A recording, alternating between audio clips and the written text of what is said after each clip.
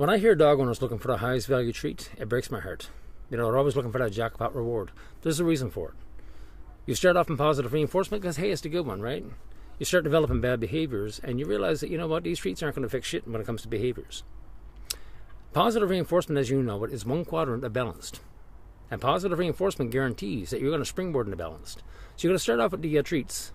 Then you go into balance, which is going to be treats and tools. There's some good news. Dog trainers have turned you into a pathological gambler, just like Skinner did the pigeons in the lab. You see, B.F. Skinner, the inconvenient truth about B.F. Skinner is that he wasn't modifying behaviors in the lab. He was creating abnormal behaviors in his animals.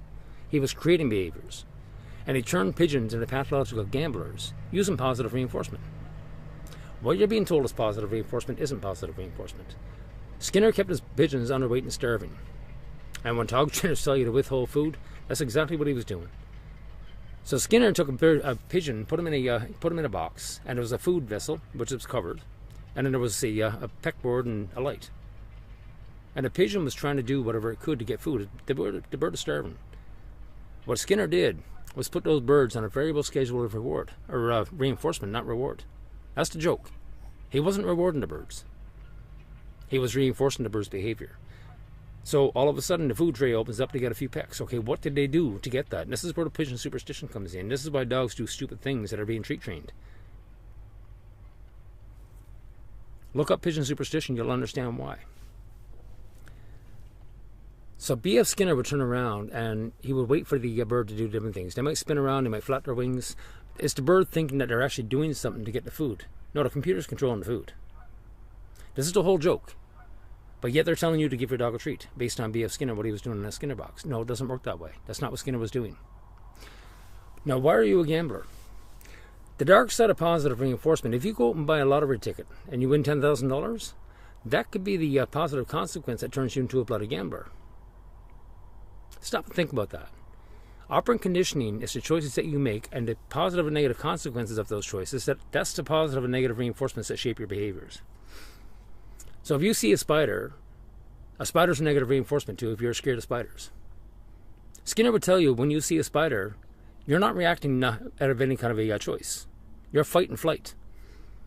You've operant conditioned yourself that when you see a spider, your adrenal glands start kicking in cortisol, and you're responding to the cortisol load. You're not having a choice. If you see a spider and jump on a chair, do you think that was an act of free will? Do you think you made a choice to do it? No, you didn't. Skinner didn't need the mind to shape behavior. He didn't care about the mind. When you look at psychology itself is a study of the mind and behavior. They're separate entities. You need to separate the mind from the brain and body because they're totally different entities. He didn't care about the mind. He didn't need the mind to shape your behaviors. All he did was manipulate the environment. That's all he did. That's the application of negative reinforcement, which is punishment.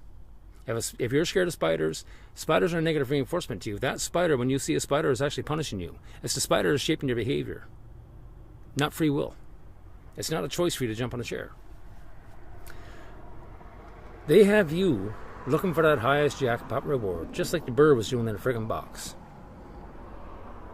And again, positive consequences. You know what? You might get one little win. You get into positive reinforcement, you might get one little win. You know what? Dog sat or dog laid down. You're going to keep ponying up because you get those little rewards. You get those little reinforcers. This is the reason why you're looking for the highest jackpot reward. Well, at some point you're going to come to the realization that that highest jackpot reward doesn't exist. That highest jackpot. If you want to know what the highest jackpot reward is for your dog, go take a long, hard look in the mirror at the person staring back at you. That's supposed to be the highest jackpot reward, but what trainers have you doing, what positive reinforcement trainers especially have you doing, you're standing there with a treat in your hand, you're giving the dog a choice, either to squirrel out in the field or come for a piece of food. Where do you fit in all of that? They know what they're doing. They throw a man's best friend in the freaking garbage, and they turn owners into gamblers. Pathological gamblers. You are addicted to dog training. So when positive reinforcement fails and all the treats and the highest jackpot rewards don't fail or don't work, off you go to balance training. There's some good friggin' news. Positive reinforcement is one quadrant of balanced, and balanced is actually shoots under IGP. Now you're going to start using other tools. You're going to start using a prong collar, and you're going to start cranking and yanking at some point. At some point, you're going to move on to a knee collar. And most people have the right sense to at least try beep and vibrate first. I hate e-collars. I wish they didn't exist. I'd like to see them banned, because if once tools are banned, the entire system of dog training comes down, because it's all based on Schutzhund. And Robert Cabral said himself, you know what, if you don't have the tools, you can't do IGP. Well, guess what? You can't do much of anything without tools. So owners start off generally using vibrate or beep, because, hey, you know what, it's not doing anything to the dog. Well, yeah, it is. We don't need to get into that right now, but I'll do another video on it. Well, you're going to realize a beep and vibrate probably not working. So guess what? Let's start using a little bit of shock. So you start low. Then you start looking for the highest jackpot reward, and at some point the dog is blown through the highest stimulation, the highest pain. But trainers will tell you, oh yeah, the dog's just being dramatic. Dogs don't feel pain. Really? This is what we're dealing with. You're a gambler. In order to fix a problem, we need to admit we got a problem. All these little rewards and negative reinforcements. Dog trainers are applying negative reinforcement to you. Dog trainers are punishing you. They're making you afraid of your dog and what your dog is capable of doing. They're turning your dog into a liability.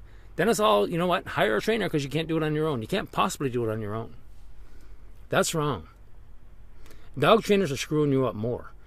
Dog trainers are creating this trauma bond between you and your dog, and they're preying on that. When I meet owners, I realize, you know what, these people are vulnerable. They've been treated like shit. They've been raped financially by dog trainers. They have no reason to trust me, but yet they do anyway. And mostly, like every owner I talk to, I always ask them point blank, what do you want from your dog? It doesn't matter what I want. I have no opinion on the outcome of your dog. That's dog trainers. They all got an opinion on what you should have in a dog. Owners usually don't even understand how to even answer the question because nobody's ever asked them before. It was never an option on the table. What do you want from your dog? What do you want the outcome to be? You know what the number one thing is? Dog park. They just want a dog they can take anywhere. They don't want highly trained. They don't want a Schutzhund. They don't want a protection dog. Most people don't want to go into agility, but you know what? Once they develop that relationship, some people in the group, once they develop that solid relationship, they go into other training. You know what? Great on you. You're fulfilling what you want or what your dog wants. I have no say in the outcome of your dog. My main concern is getting you on a path to a solid relationship. That's it. And you can do that on your own. And let me tell you something. Most behavior issues with dogs today are needs issues. And I always tell owners, focus on the things that only you can do.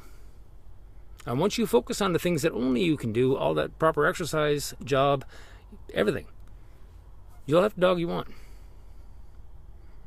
And it's based on only the things you can do. We need to step back and look at the dog. Our dogs are sentient creatures. They're not brainless automatons. And I dare anybody that pushes e-collars, put that e-collar in the cat and shock the cat. I dare you. What's the outcome? I guarantee you, the cat doesn't want to be with you. And there's not enough treats in the frickin' world to get that cat back to trusting you. But you get away with it with the dog. You see, most animals don't want to be around humans. But dogs were bred to be around humans. They want to be with us. They want to do for us. And they'll take a lot of shit from us. This is the reason why dogs, you know what, they'll take so much disrespect.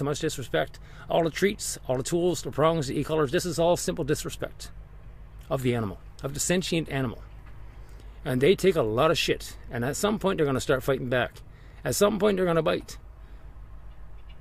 That's called a correction because they're sick and tired of the disrespect the dog trainers bringing it. And this, you know what, this is not even your fault. You're doing what professionals tell you to do.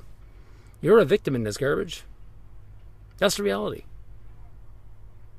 But you know what? At some point, you got to stop being a victim and be a product of of all of this crap that's going on. Dog owners, you need to wake up and realize that dog trainers are lying to you, and there's a reason for it. They're lying to you for money. That's all they're doing. People like me and Mark DeBose are trying to teach you how to work with your dog, how to help your dog, and not need a trainer. That's not a very good business plan, is it? We're trying to help you to understand so you can fire us. That's not a great business plan. And that scares the ever-loving shit out of dog trainers. And it should.